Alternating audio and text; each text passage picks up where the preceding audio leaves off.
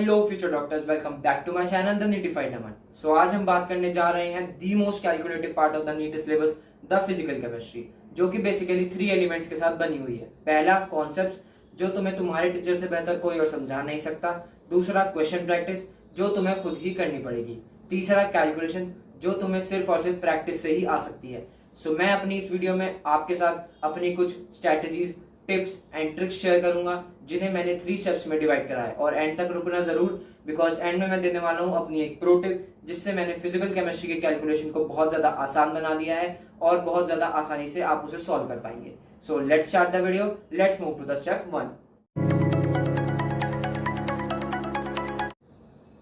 So it's time for step 1। Step 1 is to build concepts in physical chemistry. अगर आपको physical chemistry में अपने concepts build करने हैं तो आपको अपने टीचर के लेक्चर फुल फोकस के साथ अटेंड करने चाहिए।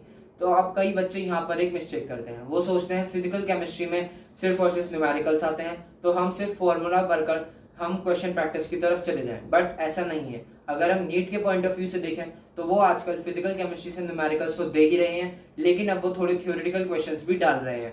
तो अगर आपने थ्योरी को फिजिकल केमिस्ट्री की फुल इग्नोर मारा तो हो सकता है आपसे वो क्वेश्चंस ना बन पाए। तो मैं तो आपसे यही कहूंगा कि इस पॉइंट ऑफ टाइम पर जितनी इंपॉर्टेंस आप फिजिकल केमिस्ट्री के न्यूमेरिकल्स को देते हैं, उतनी ही इंपॉर्टेंस आपको फिजिकल केमिस्ट्री की थ्योरी को देना चाहिए। अगर आपके सामने कोई फैक्ट आ रहा है जो कि एनसीईआरटी में एज इट इज रिटन है, तो आपको उसे सीधा सीधा याद कर लेना चाहिए, क्योंकि आपको पता भी नहीं लगेगा कि वो नीट में आपके सामने एक क्वेश्चन बनकर आ गया है। सो मेरी एडवाइस तो यही है, जितनी इंपॉर्टेंस आप फिजिकल केमिस्ट्री के क्वेश्चंस को दें, उतनी ही उसकी थ्योरी को दें। एनसीईआरटी जरूर रीड करें। सो यही था step 1। Now it's time to move to step 2। Now it's time for step 2। Step 2 is question practice and doubt solving, which is the most crucial step for physical chemistry. क्योंकि अगर आपने अभी question solve नहीं करे तो हो सकता है आपसे नीट में भी क्वेश्चन सॉल्व ना हो पाए।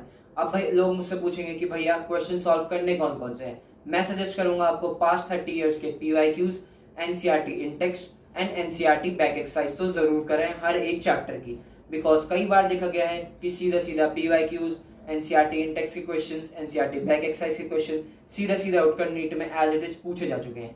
तो मैं आपको सजेस्ट करूंगा हर एक चैप्टर के ये 3 तो जरूर करें। बाकी एडिशनल क्वेश्चंस तो आप जितने चाहें उतने प्रैक्टिस कर सकते हैं। क्वेश्चन नंबर की कोई भी एज इट इज लिमिट नहीं है। मैं अगर आपको अपना बताऊं तो मैंने हर एक चैप्टर के मिनिमम 100 क्वेश्चंस तो करे थे।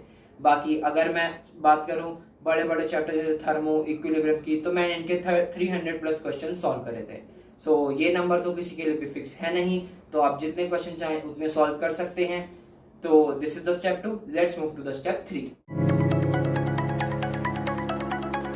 सो it's time for my step 3। Step 3 is the NCERT reading. क्या भैया हम फिजिकल केमिस्ट्री की भी एनसीईआरटी को रीड करें? मैं कहूंगा आप बिल्कुल कीजिए, क्योंकि नीट में थ्योरेटिकल क्वेश्चन फिजिकल केमिस्ट्री से हर साल बढ़ते जा रहे हैं। तो अगर आपने एनसीईआरटी रीडिंग को एक बार भी स्किप करने की कोशिश की तो हो सकता है आप कई क्वेश्चन से अपना हाथ धो बैठे। सो प्लीज एनसीईआरटी को रीड कीजिएगा। इस वीडियो में मैं आपको ये बताऊंगा कि भाई एनसीईआरटी को रीड करना कैसे है। मैं कहूंगा कि आप एनसीईआरटी को सबसे पहली बार जब रीड कीजिए जब आपका चैप्टर फुल तरीके से फिनिश हो चुका है। आपने पहली बार रीड करा, बिल्कुल भी उसको हाईलाइट मत कीजिएगा। Then solve PYQs. पीवाईक्यू में आपको पता लगा कि भाई इस टॉपिक से ये वाली लाइन एनसीईआरटी से पूछी जा चुकी है, आपने उसको हाईलाइट कर लिया, वो एक हाईलाइट हो गया। अब उसके आसपास के टॉपिक्स देखिए, उसमें आपको कोई भी ऐसी लाइन मिला या फैक्ट मिला जो क्वेश्चन बना के आपसे पूछा जा सकता है, उसे जरूर हाईलाइट कीजिएगा। देन जब आपकी एनसीईआरटी फुल हाईलाइट हो जाए तो बार बार उन हाईलाइट्स को ही पढ़ते रहिएगा जैसे जैसे आपको टाइम मिलता जाए। पूरी एनसीईआरटी फिजिकल केमिस्ट्री की बार बार पढ़ने की जरूरत बिल्कुल भी नहीं है, लेकिन आपको रिवाइज तो वो करती रहनी चाहिए। और एनसीईआरटी के डायग्राम्स एंड ग्राफ को भी फिजिकल केमिस्ट्री में इग्नोर बिल्कुल मत कीजिएगा, बिकॉज हो सकता है डायग्राम से डायरेक्ट क्वेश्चन ना पूछा जाए, लेबलिंग ना पूछी जाए, बट उस डायग्राम की कोई भी कैरेक्टरिस्टिक्स आपसे पूछी जा सकती है। तो डायग्राम, ग्राफ को बिल्कुल भी इग्नोर मत कीजिएगा फिजिकल केमिस्ट्री की। So this is the step 3। Now it's time for my pro tip. It's time for my pro tip. मेरी प्रो टिप ये रहेगी फिजिकल केमिस्ट्री के लिए कि जैसे आप सबको पता ही है कि ये कितना ज्यादा कैलकुलेटिव सब्जेक्ट है, तो आप कुछ कॉन्स्टेंट्स की वैल्यू इसमें याद कर लीजिए। जैसे स्ट्रक्चर ऑफ एटम का एक फॉर्मूला है energy is equals to hc/λ, तो इसमें आप h/c की वैल्यू याद करके रख सकते हैं, जिससे आपको उसे बार बार सॉल्व करने की जरूरत ना पड़े। मेरी सेकंड प्रो टिप ये रहेगी कि जितनी हो सके कैलकुलेशन को अप्रॉक्स में करने की कोशिश कीजिएगा, अगर आपके ऑप्शंस दूर दूर हैं तो। जैसे एक 1 है, एक 10 है, एक 100 है, एक 200 है, ऐसे हैं। तो आप जितनी हो सके कैलकुलेशन को अप्रॉक्स में कीजिए, जिससे आपकी कैलकुलेशन जल्दी हो जाएगी।